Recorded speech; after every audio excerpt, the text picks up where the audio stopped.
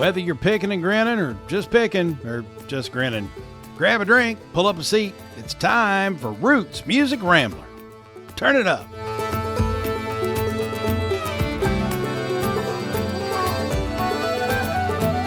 All right, so tell us about the little pilgrimage you took last week. Oh, yeah.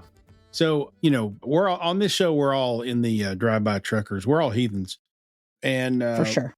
We've told the story before. Karen and I went to see Mike Cooley back in December, I think it was. We saw the Drive-By Truckers VIP on their Southern Rock Opera tour this summer. And Karen learned of a Patterson Hood solo show, but not just a Patterson Hood solo show. It was in Sheffield, Alabama, which is basically his hometown. And so she bought tickets, and she just told me, "Hey, I bought tickets to this. We're going." I'm like, "Oh, cool. I love it. That's great." So we jumped in the car last Friday and drove to Sheffield, Alabama, which is about a 5-hour drive from here. And not too bad. We went to see the show. It was just him. It was an hour and a half. And he played songs and told stories. But the thing that was cool about it, because it was at kind of this little small, intimate theater in downtown Sheffield, Alabama, which is not very big anyway. Mm-hmm. It's right next door to Muscle Shoals. So I think everybody knows his father, David, was the bass player for the Swampers, the Muscle Shoals sound. And so, but it seemed to me like we were the only two people in the room he didn't know personally. It seemed like we were these interlopers in like a family reunion kind of thing. Oh, geez. Because when he came out, like he was like pointing and nodding, like, "I know you, great, I'm glad you came," that kind of thing. And I believe like he mentioned his wife a couple times and like looked over at the general direction of the two women sitting right next to us in the row. So I think his wife and his sister were sitting next to us with some other people. And so it was just this really weird thing. I felt like an outsider, like I didn't belong there, but it was really cool to be a fly on the wall for that because he was super into it. The audience was super into him and the songs, and he was saying some things about certain people that you knew that only people in Muscle Shoals know. And so it was like kind of inside jokes a little bit, which I didn't understand everything, and I haven't been following Patterson Hood for centuries like you and the rest of the world has. But it was just really cool to be there. I felt like it was a special experience that very few people got to see. And I don't know if every Patterson Hood show's like that, but certainly there was this aura to it because it was in his hometown that just made it really neat. Was that your first time seeing Patterson solo? Yes, that was my first Patterson solo show. Yeah, I've seen Cooley live solo, and I've seen the Truckers. I have not seen him by himself.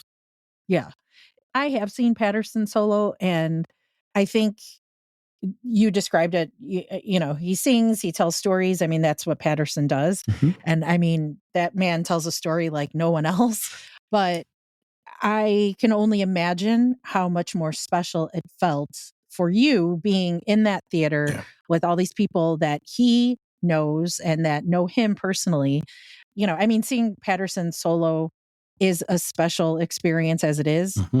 But it sounds like you guys had, like, it was at next level. Yeah. So that's awesome. It was very cool. And I think I posted this somewhere on the internet. I don't remember where. But I really, as I've gotten to know him and his music and the Truckers' music, certainly Southern Rock Opera, over the course of the last couple of years, as I've been starting to pay more attention to them, and I'm a latecomer to the Drive-By Truckers, I'll admit that. But as I've gotten to know him a little bit more, I really identify with him and appreciate the fact that he has been able to articulate the duality of the Southern thing, because that's something growing up in Eastern Kentucky I've always struggled with.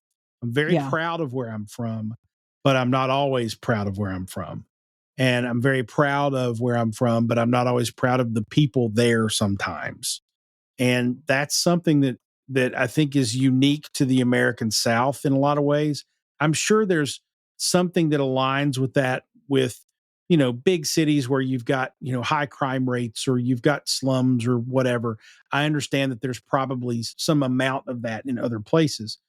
But I think when you grow up in the American South and you get out of the South, like I lived in New York City for a couple of years, and I am not even close to the kind of person people assumed I was, because I had a little bit of a twang in my Right. language, in my speech. And so they thought, well, he's dumb and he's racist and he's this and he's that. And I'm none of those things. And so I really understand and identify with the message that Patterson often brings to the table in saying, hey, I grew up there, but I'm not that. I'm not the Yep. stereotypical definition of what you think someone from Alabama is or someone from Kentucky is.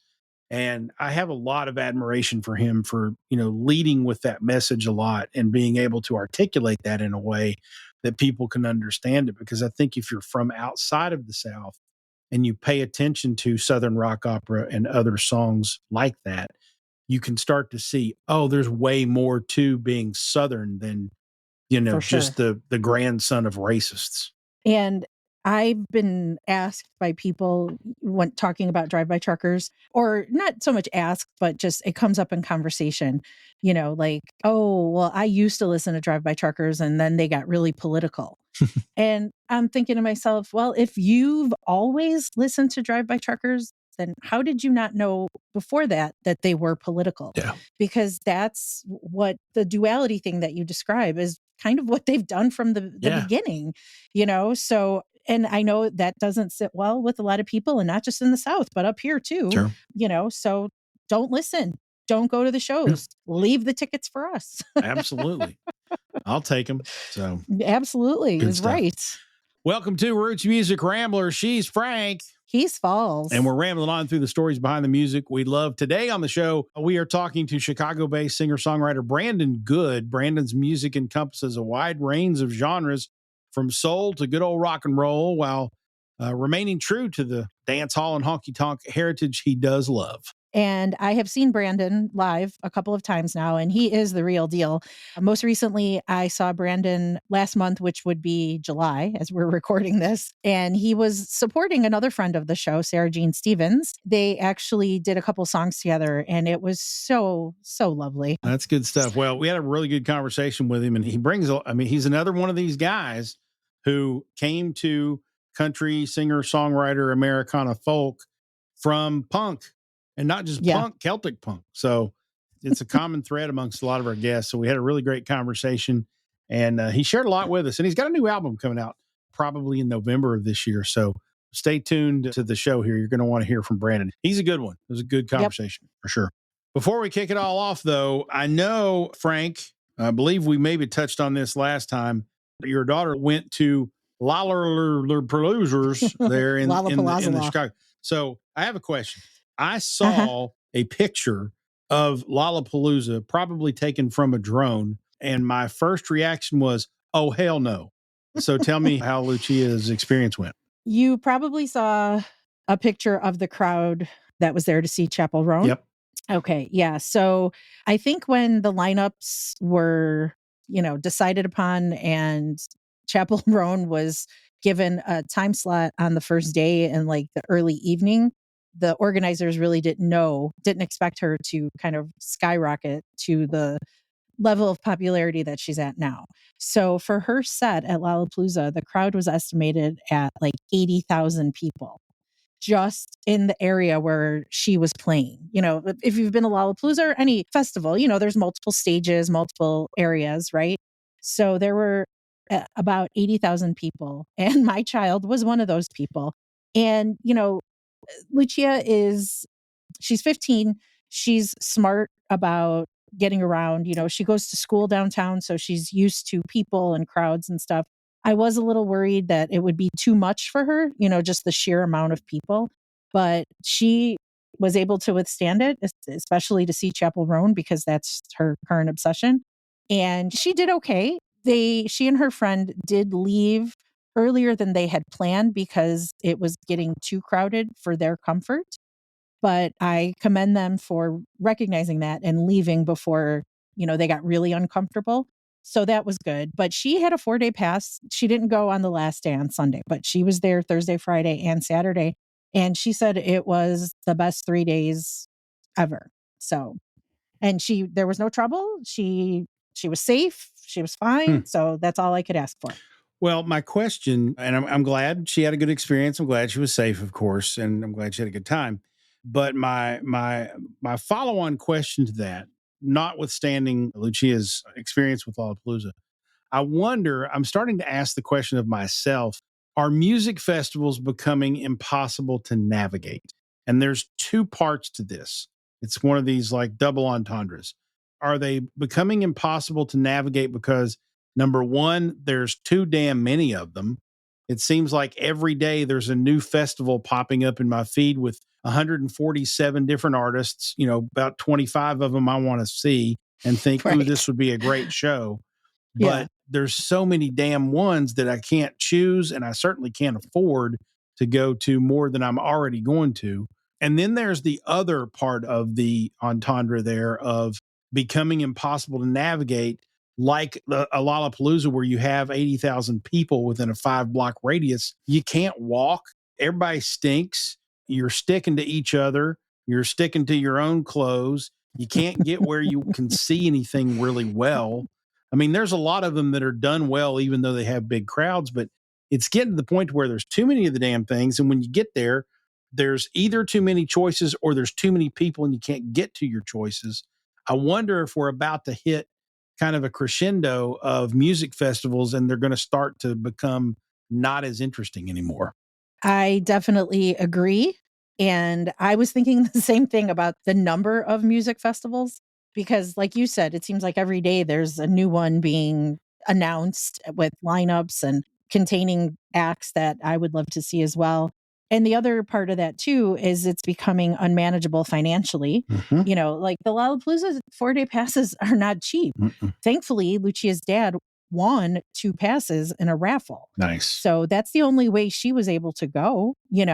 So, and this is also why I prefer, and we kind of talked about this in an earlier episode about like the big arena concerts, right? Like Billy Joel and Elton John and stuff like that, and how those tickets are hundreds, if not thousands of dollars Mhm. for one. And I said I would rather spend 20, 25 bucks to see a singer songwriter in a smaller venue and be able to do that like 10 times instead of dropping all of my money on one event, right? Mhm. And the same thing goes for these festivals. I prefer the much smaller ones like American Music Festival at Fitzgerald's. It was a lot more crowded this year than I remember from past years, but they keep it manageable, right? They only sell a certain number. And you've been to Fitzgerald's, you've Yep. seen the campus. Mhm. It's not all that big, Nope. right? But it's well done though. So it doesn't feel unmanageable. But I understand what you are explaining and I agree. And, I'm at the point in my life too where I look at those pictures and like you said, people are stuck together and, Mhm. stuck to one another. Like that is just miserable. Yeah. And then here in Chicago last week for Lollapalooza, it was like 90 degrees and humid, like Panamanian jungle humid. Like, no, I don't know how my kid managed, how she made it through, but she did. But yeah, I can't do that anymore. Yeah. And I say this because after Railbird, Karen and I had a conversation about do we want to do a big festival again? Yeah. And I think Karen's kind of lost. She's like, yeah, it's tough. And part of it is, we're getting older. We're not young, spry people who can stand up in general admission for 8 hours. We can't do that anymore. And I went to Rooster Tail with my buddy Mhm. Joe, which was a little smaller, a little lower key, a little easier. I had a good time there. I would go back to that one, but I could also see that one becoming overrun at some point and them having to either change venues or that venue becoming very uncomfortable. I hope it doesn't, but it could. So I don't know. I'm just thinking I know that a lot of people who listen to this show and a lot of people who love Americana music we're in the heyday of being able to see the artists we want to see because we can go to 2 festivals a year and see 90% of the acts that Right. that we want to see out there. But there's, like you said, it's going to become cost prohibitive. There's too damn many of them. And so the array of choice is going to become so numbing that people don't choose anything. And then the experience there has got to be exceptional or you're going to be uncomfortable and you're not going to come back. So I have a feeling that this pendulum is going to swing back a little bit and you're going to start to see people be like, yeah, maybe not. Maybe I'll just catch them at a club some other time and Yeah. save my money. I don't know. I mean, maybe I'm wrong, But I just feel like festivals are reaching a point where at least there's a certain demographic, and maybe it's just my age coming out here, that it's like, I don't know if I want to fool with that anymore. Yeah. So I definitely feel that. yeah. Anyway, that reminds me, I need a drink. We're sipping on a bourbon and I'm out. So we're going to take a quick break for a refill. Take a moment, if you will, listen to more about the awesome sponsors that help make this show happen, including Musk Ox Flannels. Oh my God, you got to get you one of them old Musk Ox Flannels. You go to gomuskox.com/Rambler. You use the code Rambler. You get a discount on the checkout. And then you get these buttery soft, built like a tank flannel shirts that just make people want to touch you. And do with that what you will. GoMuskox.com/Rambler. Use the code Rambler, get a discount. When we come back, we're talking to Brandon Good. Don't go away. This is Roots Music Rambler.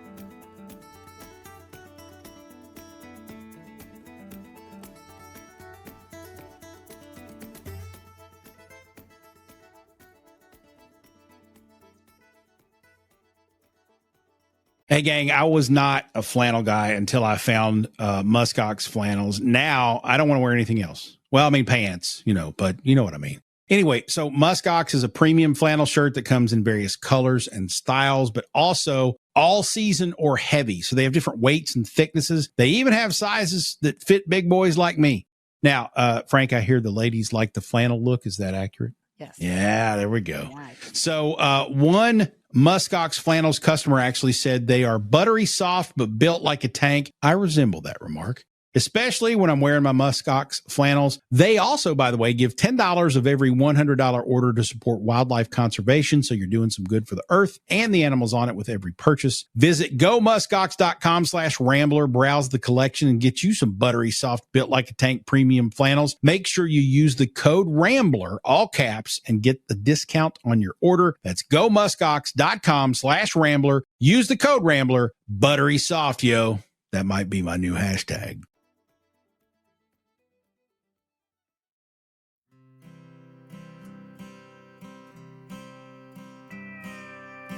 Thinking on this heavy weight that lays on me, wondering what it'd feel like to be free. I try to shed it, but then the doubt creeps in, and I keep wondering if the weight was just a shield of my own, a shield of my own.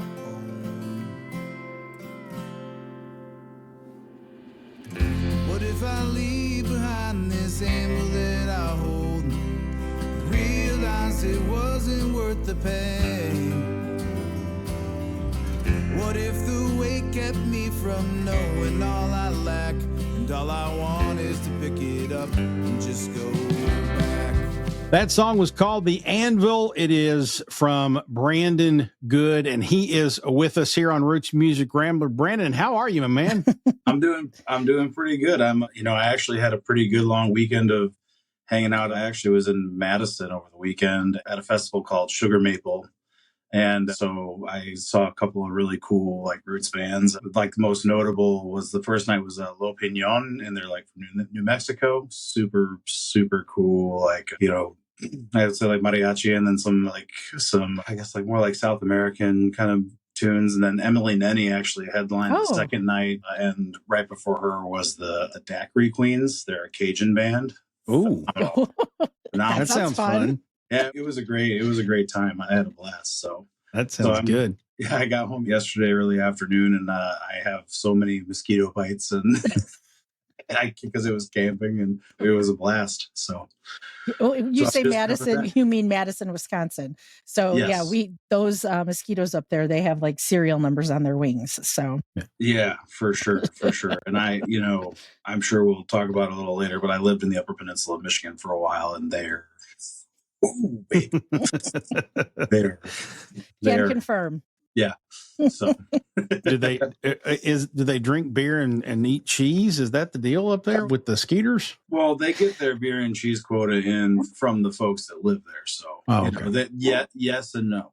It's the high cholesterol blood they're sucking down is probably probably It's doing it. actually, I think it's actually the way most people like avoid, too many blockages. You know what I mean? Speaking of blockages, Brandon, I believe you're from Chicago. Is that where you're from originally? Yeah, so I actually grew up. I don't know that I necessarily would even consider it a suburb, but I grew up south of Joliet in a very small township outside of a small town called Manhattan.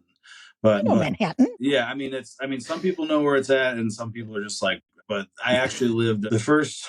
I guess I was born in Kankakee, lived in Bonfield for the first 2 years of my life. My parents owned a small business down there, and my dad before that, most of my family was farmers down in like the Champaign kind of Urbana area, and my mom grew up as like a tree farmer out in eastern Indiana, like amongst all the Amish folks.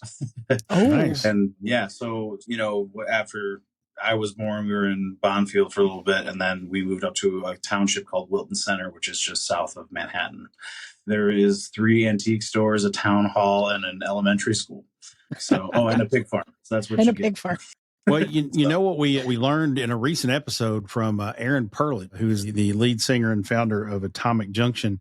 Kankakee, he has a song about Kankakee. Mm-hmm. And apparently Kankakee at one point, and maybe still is, overrun with brothels.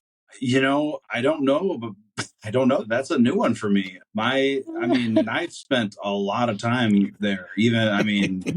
Wow, I'm gonna have to take a look at that. From what I know, from what I know of Kankakee, like it used to actually be a lot of there was quite a few factories and things like that down there. And I think really now what you have down there is you have a college in Bourbonnais there, which is where the Bears practice, and then you have there's a few manufacturers, but much of that is kind of, as most other things we've seen throughout our history, gone overseas. But yeah, so now it's just a kind of a suburb feeling kind of a place. But they also this I'm going to air Chicago's dirty laundry a little bit, but they also moved a lot of the public housing. They moved them out into Kankakee as places where they so we could build more really cool housing mansions. Yeah.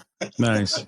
I've seen it all. Maybe not all, but as much as possible in my lifetime. So I know exactly what you're talking about. So growing up down there. So yes, I do know Manhattan. I've actually been there. My brother's in-laws live there. So is that where you got your start? And before we can talk about where you're going, we should discuss where you've been.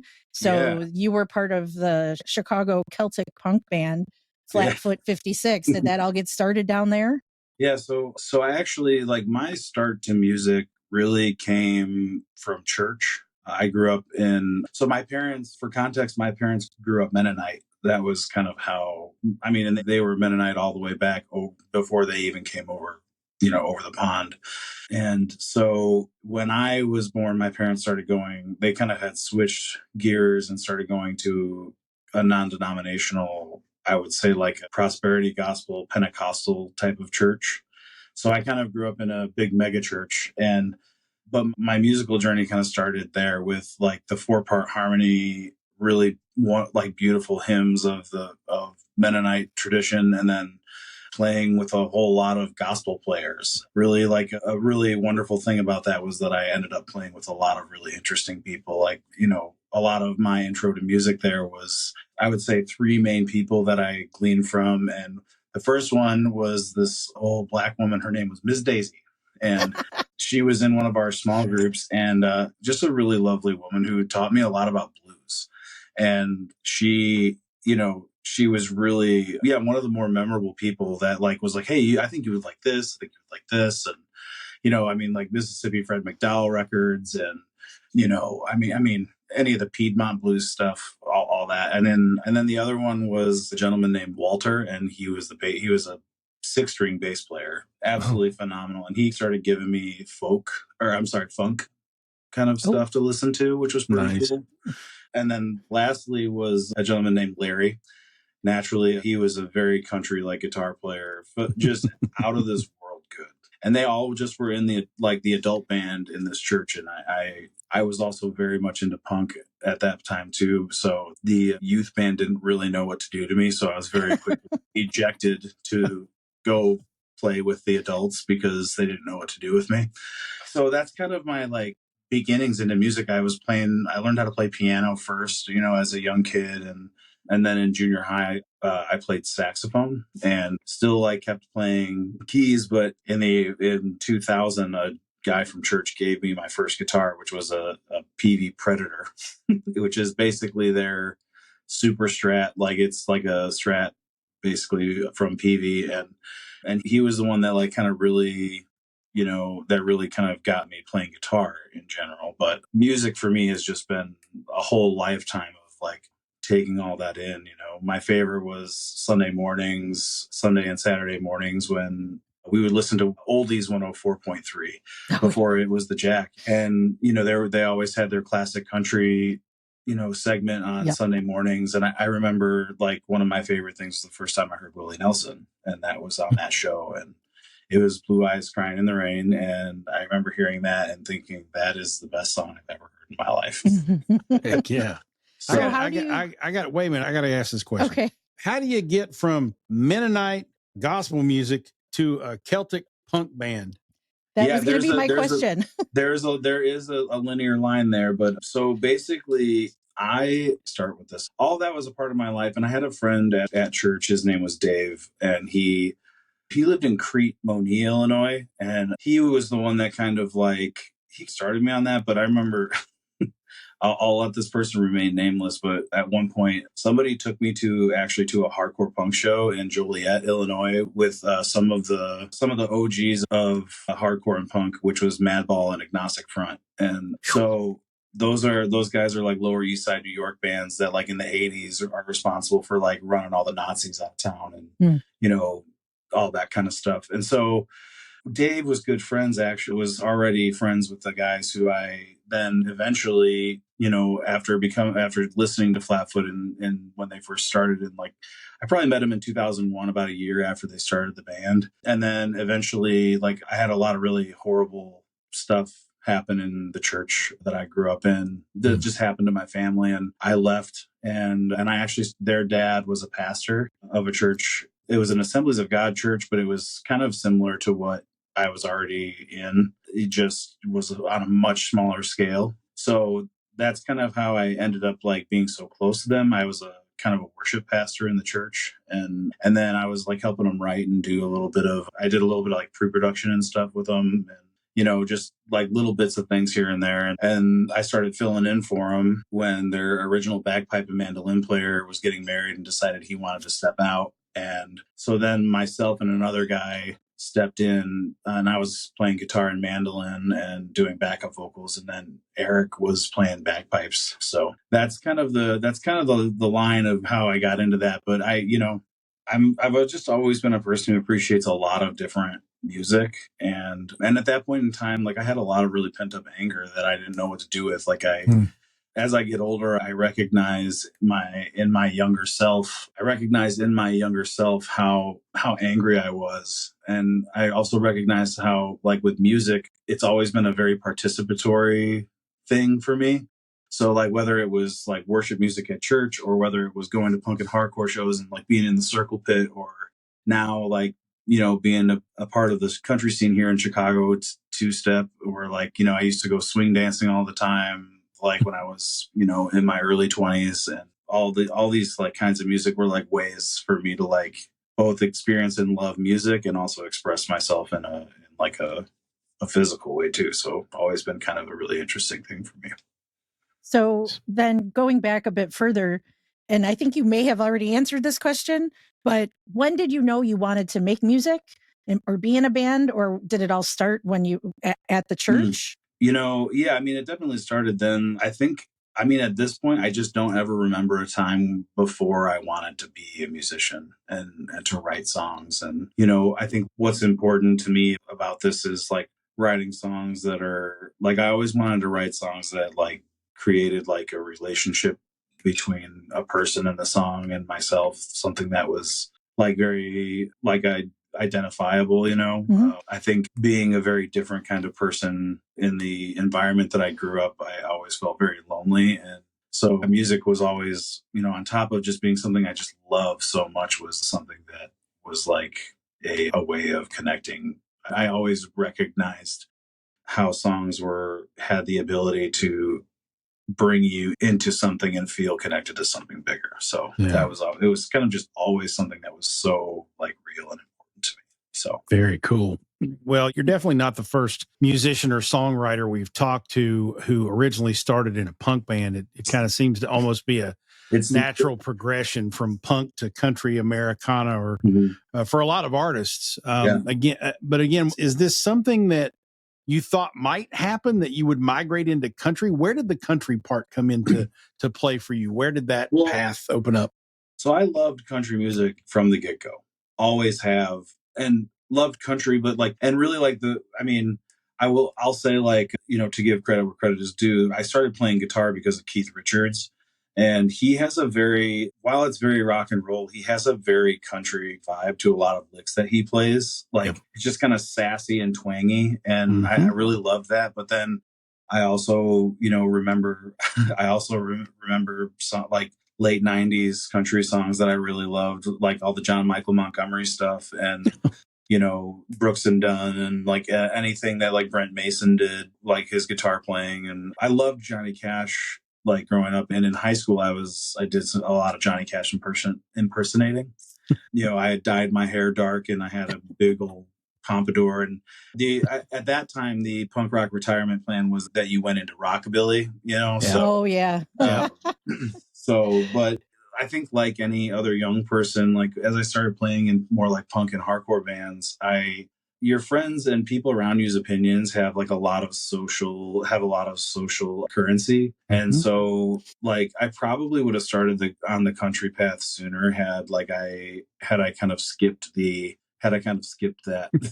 that need. Had you stopped caring what other people thought? Yeah, exactly. Which is the irony of that is being in punk, it's I don't care what anyone else thinks except for the four people around me, except for these other four guys. And, I would torture them in the van. I would torture them in the van playing country music and and they were like, can you play at least Hank Williams or something? But I always love the really corny, kitschy country songs too. So when Red Solo Cup came out, I was we're listening to this.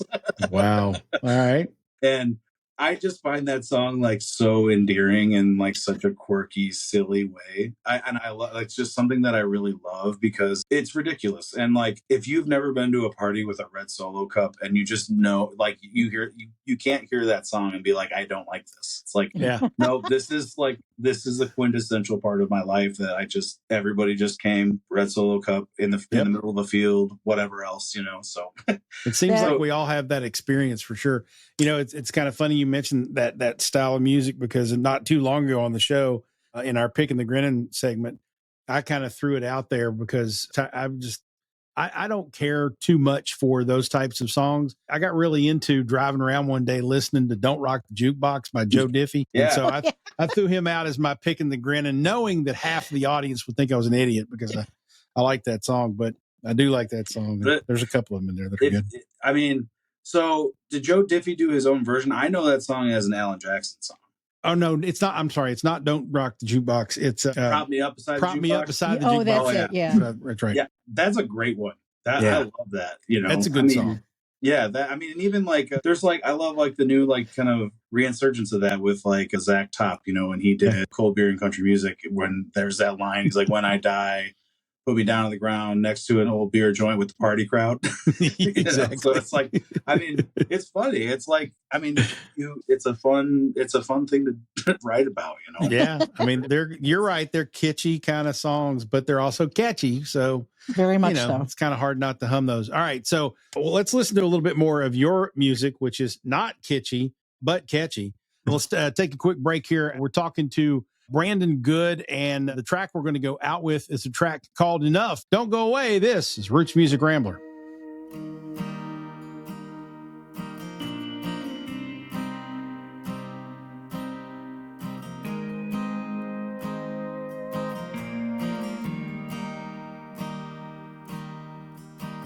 Used to think I had to have all the answers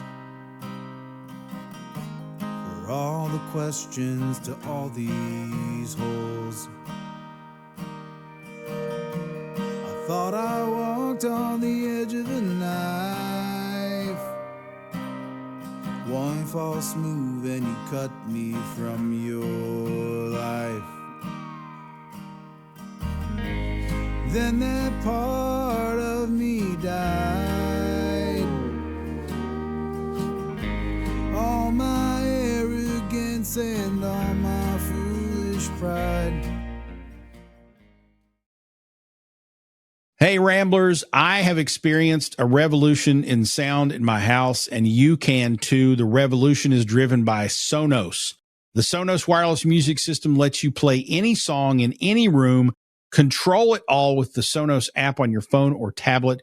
Sonos has all the connections to give you millions of songs and stations, including connecting to your iTunes, your Spotify, Pandora, and more. Get a wireless Sonos player and hear the sound quality difference. Then get one for all the rooms in your house where you listen, but might be out of reach of the stereo or Bluetooth speaker you normally use. So I've got one in my bedroom and bathroom for when I get ready in the morning. I've got one in the kitchen and living room for when I'm hanging out with friends. And then down here in the office den for when I'm working or setting up for another episode of the show. I happen to like the Sonos Move, which is one of the speaker models. I can put it out on my patio for cookouts. It's a weather-resistant design, has an 11-hour battery life, so I don't need to plug it in out there when I have people over for cookouts or tailgates or whatever. And I can play music on all or just a few of the speakers, so I never lose my jams going from room to room. Try the Move and hear the difference, then hook up all the rooms in your house for an excellent listening experience while you move around cleaning or dancing or whatever you do in the privacy of your own home. Listen to Roots Music Rambler on it, for God's sakes. It makes me sound even more handsome. Go to rootsmusic.link/Sonos, S-O-N-O-S, rootsmusic.link/Sonos. That'll take you right to the Sonos Move speaker page to purchase. I highly recommend it, and you'll love how much better your music and podcasts sound. Go to rootsmusic.link/Sonos. That's rootsmusic.link/Sonos.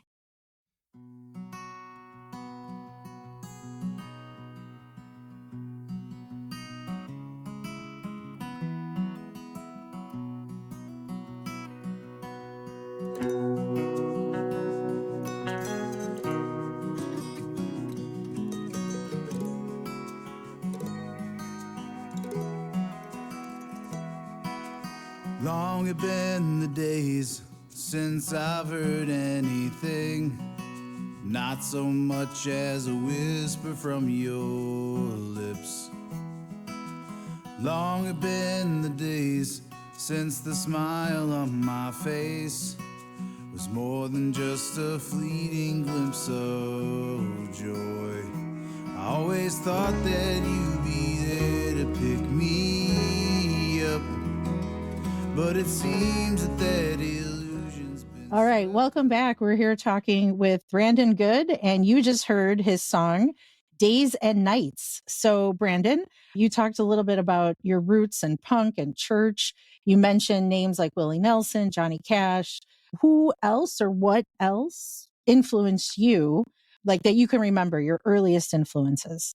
Yeah, earliest influences. So I'll preface this with this. I have a really complicated relationship with religion in general. And We all do. But I really love like a lot of like old 4-part harmony gospel tunes. Yeah. And like something I remember really fondly really is like listening to the Gaither the Gaither homecoming sessions that were on. I mean, my family listened to them a lot, but I always just remember hearing all those vocal parts and thinking to myself, like, how incredible and how like beautiful, those sound. So I guess I would have to credit that in a lot of ways, especially because like when I play with other people, like my first instinct is to find wherever there's not a harmony and put that harmony in. And so I just love that. I love B.B. King was one of my great loves early on. I mean, Willie Nelson has always been like my all-time favorite, which is like not groundbreaking or anything. Like I don't like, I think it's like, I don't have like these, a lot of my like influences now have actually come from like more recent time, and like, I love a lot of old country and old like music, but like when it comes to like how I write and what I think about, like, I'm like, you kind of said it, like I talked about loving kitschy country music, but like my first EP is not that. it is it is like that is me processing out like the deconstruction of my entire worldview. And some people might listen to those songs and not totally understand that, like, because I wrote it in a way that was I didn't really want it to have to be that forever. I wanted to allow it to evolve. I guess like I guess that would be my earliest like influences. Leonard Skinner was a huge one. I mean, the Rolling Stones, obviously, Keith Richards was a big one. I mean, the Georgia Satellites, actually, I really loved a whole lot. And I just think they had a couple of really wonderful songs. But even like I had like Brownsville Station, I still have records of my dad's that he gave me, like one of his Brownsville Station that has Caravan on it. And I don't know if you know that one, but like Pure Prairie League and like Kansas and, I mean, like I got steeped a lot in like the old country and like also like old rock and roll, too. So, and then, I just started listening to a lot of blues and there was a lot of Celtic music too. Like even before I was in the band, I love the Dubliners and the Chieftains. And, there was a lot of like, I love reggae and ska, like the Trojan Records stuff out of Jamaica, pre 1970. And it's just always all music, I mean, there was groups from Africa that would come to our church. And like, so I was like very steeped in like a lot of like cool kinds of music, like it just introduced to it, So it's hard to pinpoint a lot of it. Because I mean, obviously, like listen to Oldies 104.3. It's like the Beach Boys, the Monkees, all the, I mean, soul music, like Sam Cooke and I mean, Otis Redding and just, I mean, like Al Green, like all these just wonderful artists, like I love music. So you just threw out every possible genre except for thrash metal, probably. I love Metallica. I mean, Power Trip, which is a newer band, and unfortunately lost their singer. Listen, guys, I can go. I can just go. Well, instead of going about the bands that influence you and the bands you like, I'm curious, when we listen to your music, we certainly hear more of the country singer-songwriter, the Willie Nelson world. So I'm wondering how either Willie or artists like him have shaped your songwriting, or are you literally taking bits and pieces from all of those other places? I would say I'm a very holistic person in general. So I take a lot from that. I mean, and even so I'm sure we'll get into the new record later, but the new record will kind of showcase a little bit more of that. A lot of what was hitting me when I put out that first EP, I was listening to a lot of, I always felt I didn't like the way I had written before. That was a little more like plain to see like what was going on. And at that time, like I was just really listening to a lot of John Moreland was a big one. I listened to a lot of Thrice for a long time, which Dustin Kensrue is like, he is a monster of a songwriter. Like he's so good. And even if you don't like believe a lot of the same things, he just wrote in such a way that it had so many layers for you to continue to explore. And I still hear things on a lot of the Thrice records that I'm like, oh, I never heard that way before. So, so John Moreland, Dustin Kensrue was a big one. Another really big one was John Fulbright was one of the big influences on that, as well as Jason Isbell was another big influence on that. And they were just artists that I felt like were saying something, like we're talking about like giving thoughts and ideas and like telling stories, telling stories to do that in a way that allowed you to kind of take what you needed. So that's kind of how that first EP came about. I mean, and at the time, like I said, I was like, when I wrote these songs, like, one of them is like a little more plain because it was about when my best friend died when I was 17, and I had never been able to write about it. Yeah. Like I never really had anyone to process that with me, even. Like it was just kind of a non-discussion point in a lot of ways, which is I think is pretty common because because of our stance around like mental and emotional health, like in our society. So that's kind of what brought that first record around. Those were kind of the guys. And that was the Anvil? Yeah, and that was for the Anvil. Yeah. Okay. And then for this, for this new record, I kind of went about it in a much different way. I was like, there's like a lot of it is stories that I've made up based upon some true, like watching some true events have like unfold. And some of them are highly comical and some of them are just like a train wreck that I couldn't look away from, And there's a few that are a little more heartfelt still because that's just a part of who I am. Sure. And I think what I really love about like those influences for that, which you will hear, it's more Willie, it's more 70s, but it's also very like Chris Stapleton in some vocal ways. And and also like some like George Strait and Jimmy Buffett kind of flares thrown in there. But that comes through a little bit more because I think I've just evolved in a way where I'm like, I can kind of tell I can tell that, get some of these themes across in a more like simple storytelling kind of a way. And I always really strive to be conversational, Okay. like it's a story, but it's also a conversation, so Sure. That's just kind of my hope is that when people listen, like they are able to like have feel like an interaction with the song itself. So if you were to describe the difference between the Anvil and the new stuff, as I'm trying to just regurgitate this a little bit so that I understand what you were saying, is what I just took away from that explanation was the Anvil was more, I'm writing in a much more direct, straightforward, this is what happened, this is how I feel. Whereas now maybe you're adding more metaphor, you're adding more storytelling that's fictionalized, you're putting into it what you need to put into it to get that emotion out, but it's not necessarily autobiographical. Does that make sense? Yeah, I would say the main difference is that the Anvil is autobiographical, and this new record is a mixture of true autobiography, and it all comes from it. Some of it is external, just biographical, like storytelling of. I cannot write if I have not experienced it and like finding something truthful or real in it. Yeah. I'm really bad at it. And that at times can cause me to take a while to write things, know? But yeah, so the Anvil is really like, yeah, exactly. Autobiographical and really in nature, it's much heavier. Like, nice.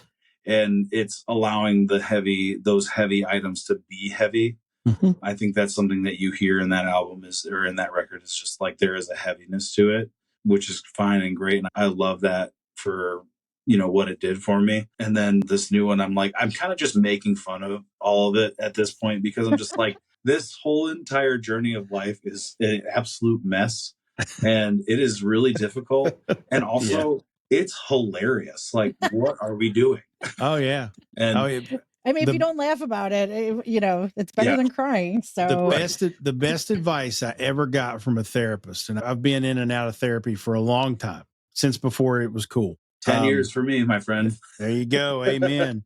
But the best advice I ever got from a therapist, I had a certain person in my life that used to drive me batshit crazy, just drove me up the wall, irritated the hell out of me all the time. And I was telling a story about this person and the therapist was laughing and I was offended. I stopped and I said, "Why are you laughing?"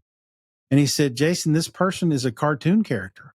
There's no way you can't laugh at this person.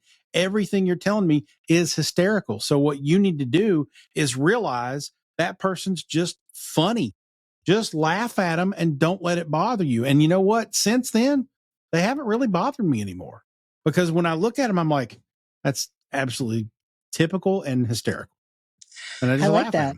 Yeah, that's great advice. That's great advice even like for me now, because there are some people where I'm just like, yeah, just think of them as the antagonist in a silly comedy. Yeah. And all of a sudden they don't stress you out anymore. You just go, oh, well, that's just their character, their role, and I can move on with my life, Yeah. There you go. My goodness. Yeah, that's really funny. Like, that's very similar.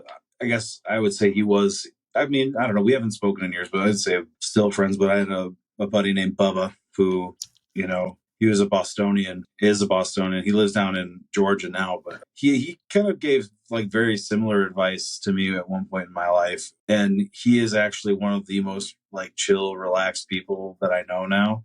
And he just like lives down in Georgia, roasts his own coffee, and just lives like a real good life. Completely, what's that saying? Moisturized, unbothered, in my lane, whatever that saying that the kids are making these days.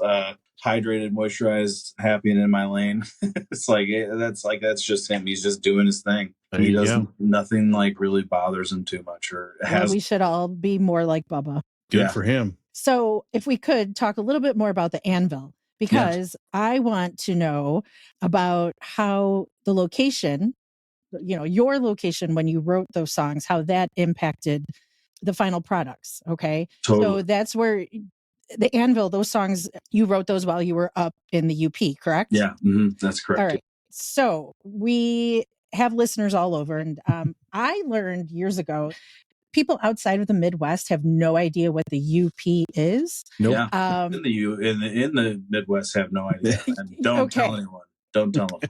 Okay. So I love the UP. I'm actually heading there in a couple of days. But for those who don't know, the UP is the Upper Peninsula of Michigan. So the state of Michigan has like 2 peninsulas. And you can think of it like my son, who's now 11, but a couple of years ago, he called the main part of Michigan, the mitten. Yep. He said that's big Michigan. And then the UP is little Michigan. And I don't ever want to refer to it any other way. Okay. Big Michigan and little Michigan. So so the UP, it's a really special place full of solitude, natural beauty. Lake Superior is my favorite. Oh. So you're in the UP, you're writing these songs. How did the setting, how did that affect your writing? So I moved up there when my son was born in 2017. Okay. And I was still touring full time with Flatfoot. And I was like full blown through deconstructing things. At the time I just really, I guess I should back up a little bit. Like there was the trajectory of these songs started when I was like 25, 26. I was really depressed and actually, I was suicidal really over a lot of it. And it came to a head one night when I got really drunk at a friend's birthday party and like threw up like a gallon of liquor. And I preached a drunken sermon in the snow and bare feet and told my partner that I didn't want to be alive anymore because it was too hard. Yeah. And from that point on, like that's when I started therapy. And okay. So this was kind of a long time in the making, but when we moved up to the UP, I finally was out of a position where I was like, my entire life was centered around like church and around like a, particular worldview, whether it have like, no matter what kind of political affiliations it would have had. There's like that.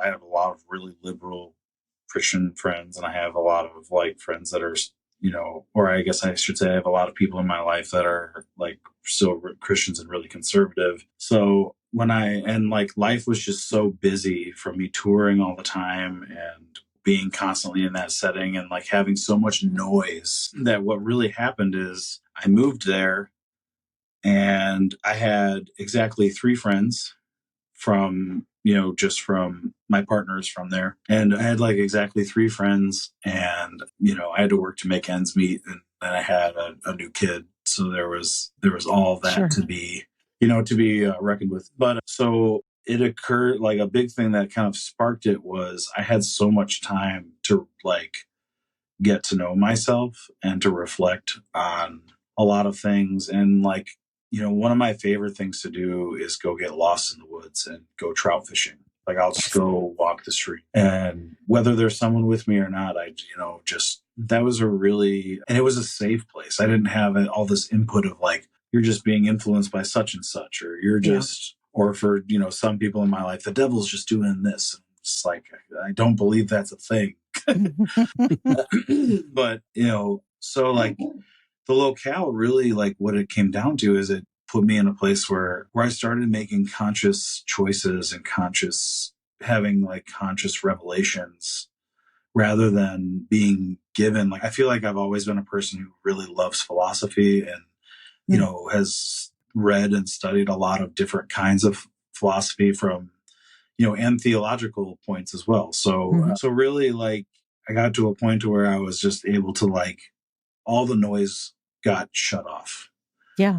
And I was forced to reckon with myself, and thankfully forced to reckon with myself in a safe place where I could be allowed to make my own decisions and not feel like I'm letting someone down because I don't hold a certain view anymore. Yeah. And I remember, I don't typically like say exactly what a song is about, but I guess Sure. I'll do it now. That song "Days and Nights" that played right before the break came back. That song is about the first time that I ever felt like I didn't hear God's voice anymore. And Okay. I've had people be like, is this about a breakup? Is this about like what? And I just kind of try to let people, I'm like, what do you think it's about? What are you taking from it? And, Sure. but like, I used to really believe that like God would like audibly speak to people. And then at that moment that I remember, like, what sparked that was the moment I was just like, I hear nothing. Yeah, which in a lot of ways is like it's like there's such a grief that comes along with that, because Yeah. for a while you feel very much alone. Especially So since you were so involved in the yeah, church for yeah. a long time. Yeah. Well, I mean, I was in church Sunday 3 times for service, Tuesday night band practice, Wednesday night service, Thursday night small group, Friday night youth church, and then Saturday, somebody was always doing something. It was all church kids, So, I mean, my parents were in the choir and were like, I would just call them basically deacons of some kind, and it was like for my whole life, it was so much. And Sure. And you found a way to get those feelings out through that yeah, song, right? yeah, Writing that song while you're right. in the UP. Yeah, and it was basically like at that time it was like a hope of like maybe being able, like, someday, like there's like 2 parts. Like a part of it was like hoping maybe that would come back at some point in time, and then Okay. also like on the other hand it was like kind of like a look at this sad sack of shit, thinking that like this is a thing, and that's the way I wanted it to be, because it's just there's no way of knowing totally, you know what I mean? Yeah. So Well, I thank you for sharing your stories with us. I know they're deeply personal and sometimes not very easy to talk about, but we yeah. appreciate your being open. Sure. Man, I feel like there's so many people just hiding it. And like, Yeah. I can't, it's not in me to do that. This is how a lot of people, especially in my generation, felt, Sure. or like not my generation, but like in my like world have felt like, Yeah. and Yeah. I know there's a lot more, and Yeah. they deserve to feel normal and not so alone about it and so ostracized for it. So, Well, let's make sure that more people can listen to some of this music. We're going to go to break with the song called Dear Carl. When we come back, we'll talk a little bit more about newer music from Brandon Good. This is Roots Music Rambler.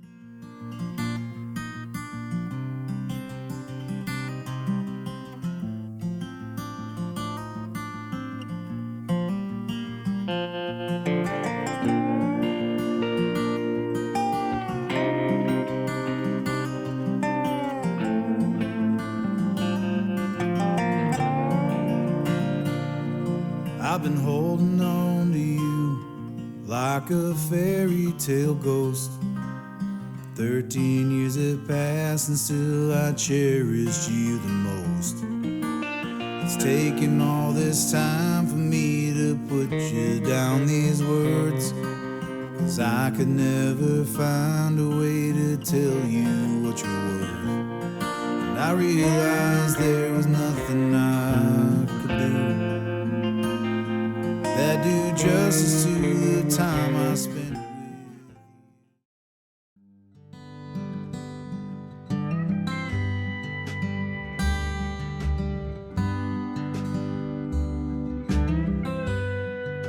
I'm feeling kinda lonesome, just not in the way you think. It's the road that I am missing. It's got nothing to do with you and me. Always needed an excuse to leave my home, even though you always made me feel my lines to get all this restlessness off of my mind. Welcome back to Roots Music Rambler. That was the song Restless. It's from an EP called the Spitzer Sessions from Brandon Good. He is here with us on Roots Music Rambler.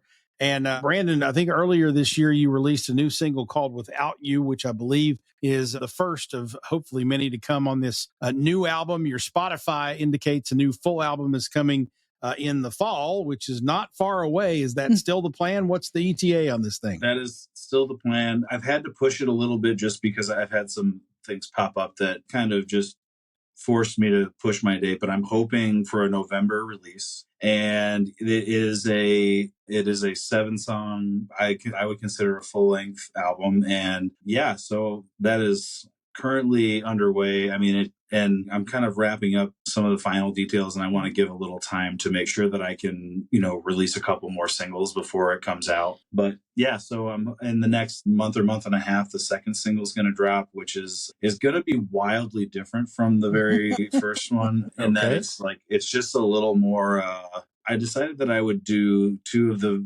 most different ones first, and then kind of land in the center there on the last one. So this next one is going to be, it's called Welcome, and it feels appropriate because it's a very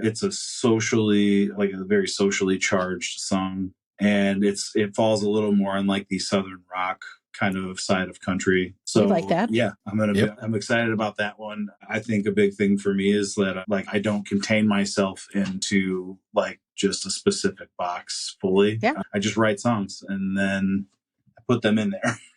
So there you go. And we are recording this in early August. By the time this airs, by the time it goes live, that song Welcome may be already out in the world. So that would be great timing. If it is, we'll put a link to it in the show notes. For sure. It's probably going to come out in September. So, okay. Yeah. So perfect. So then new single, new album, does that mean tour? So I would really love to, and I plan to be doing more of that. I actually have a weekend of tour coming up in September. Myself and Megan the Wheelers are actually going up to the UP. And then I have plans to go hit, hopefully in the beginning of 2025, I'm going to try to do a little bit of a Southeast kind of tour. So for sure, actually, I'll probably be coming down to Louisville and then Nashville, and I'll probably hit Nashville after that. And those are kind of tentative. So Jason will have to hook you up with some of the people he knows down there in Louisville. Yeah, I'd love to. I mean, every time I go to Louisville, I'm like, I really love. It was actually an option for when we were thinking of moving for my partner's graduation or graduate school. We almost went to Louisville, but I really like it there. And I've only ever played big festivals in Louisville rather. So I would, we'll have to hook up and hang. Absolutely. It's a good music town. There's a nice scene here. We've even got a little music community called the Monarch Community. Oh, cool. Here in town that, kind of is a place where artists can get together and collaborate and write. And then 4 or 5 nights a week, they actually do shows where they'll bring in just, single singer-songwriters and throw them up on stage and people come in and listen. It's pretty nice. So the new single is called Without You. Then you got the EPs, the Spitzer Sessions, and the Anvil. Brandon, tell people where they can find your music, where they can find you on their interwebs. Yeah, so you can find me obviously Spotify, Apple Music, Tidal, Deezer, Amazon, all the places where music is streamed. I also have Bandcamp, which is just brandon.good at brandon.good. However that is. Wow. I'm really good at this game. We'll make sure the links are in the show notes. Don't worry. Exactly. I also, if it's easier for you, I have on Instagram, I have one of those link trees that has kind of where you can get that. And my Instagram is Be Good Sounds. I have a Facebook, which everything that comes from my Instagram goes to my Facebook. I'm trying to learn really how to work that a lot better. So I do have a TikTok, and that is I take that a little less seriously and just post fun stuff there. But I do post music related things, a lot of covers and stuff like that for fun there. And cool. I'm learning how to use that kind of a little bit more. It's not been main wheelhouse to like do a lot of that. So, but I that's hear where you ya. can find me on the internet, or you can just shoot me an email at brandongoodsounds@gmail.com. And if you want, I mean, I'll chat back to you. There you go. Well, we're looking forward to getting those links out there for everybody so they can listen. We're looking forward to the new album and certainly trying to come up and see you live when you get down this way. So, Yeah. Brandon, thanks so much for spending some time with us tonight. It's been great to have you, man. Yeah. Thank you for having me. It's been a pleasure. All right. All right. That Thank is you. Brandon Good. And we are going to go to break with the new single, Without You. This is Brandon Good, and this is Roots Music Rambler.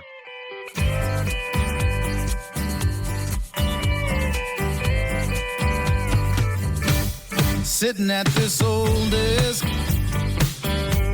running through the mess in my head,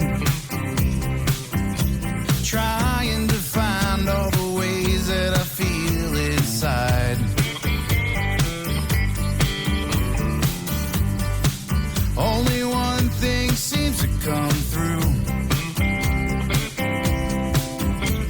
I don't want to go through this life without you.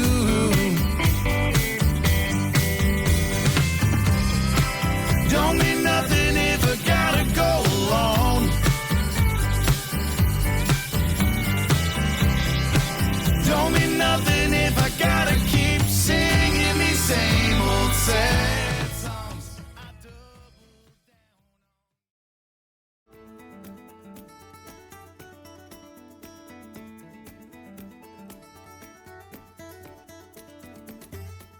Welcome back to Roots Music Rambler. How about that, Brandon Good? Looking forward to that new album coming out, but I love that Without You.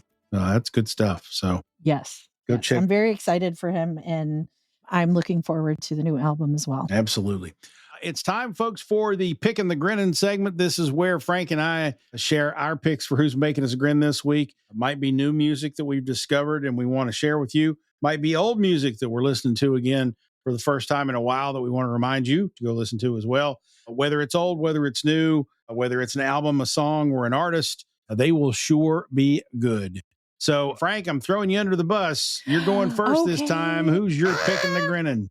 Okay, so my Pickin the Grinnin this week is a band based in Chicago. Okay, another Chicago band that I first heard probably in the late 90s. They were part of the kind of alt country movement that was happening in Chicago, with Bloodshot Records and, that whole scene. And I just caught this band again for the first time in probably 20 years. I saw them at Fitzgerald's at the American Music Festival. And the band is called Anna Furman's Trigger Gospel. So the lead singer is Anna Furman. Okay. And the band is Trigger Gospel. And Anna is such a lovely human. She is, her voice is spectacular still. And her writing is just, the album that really got me was Things to Come. And that came out, I don't even know, maybe 1998 or 99 or maybe later. I don't even know. But that's the one that really you hear something and it's like punches you in the heart. That's what this album did to me. So I can't recommend Anna Furman enough. I did get to meet her at Fitzgerald's in July. And I told her that seeing her band on the lineup is what I guess prompted me, whatever, to decide to get the 4-day pass. Nice. Because for that festival, because I wanted to make sure I got to see her and then all the other bands that I wanted to see. And she was so very grateful and she loved hearing that. So she and the band are still playing. I don't know how far they go to tour, but they are playing here in Chicago later this month or early September, I believe. And hopefully I'll get to see him again. But yeah. And then too, the music takes me back to almost a lifetime ago, and her voice though is just something special. That's great. Well, I'm looking forward to dialing her up and listening to a little bit and getting to know her. That's good recommendation. I like that. Well, thanks. That's good. That's what this segment's for. Absolutely. And for those of you out there listening, 90% of the time when Francesca offers up a recommendation, like it's somebody that I haven't heard or something I haven't heard in a long time. So I'll go check it out. And so this is for us as much as it is for you. So I hope you're taking advantage of it. For sure. Take notes. So my Pickin the Grinnin this week. So yesterday we were recording this on a Monday night and just so happens that as we record this yesterday, I did one of my fill-in spots on Roots and Boots on WF here in Louisville. And so I got to pick 3 hours worth of music to play, which is so much fun. I just enjoy the hell out of that. And there's nobody in the building. So I'm sitting there in this, big studio and playing music as loud as I fucking want to play it. And I'm just dancing around and having a good old time. As long as I don't screw something up or, kick the power button, it's all good. But I played a song from my Pickin the Grinnin, and I'll tell you the name of the song, of course. But I have been fascinated with a band out of Boone, North Carolina called the Nude Party. And they're I think they're a bunch of college guys, or probably by now former college guys at Appalachian State University. And yes, it is pronounced Appalachian, God damn it.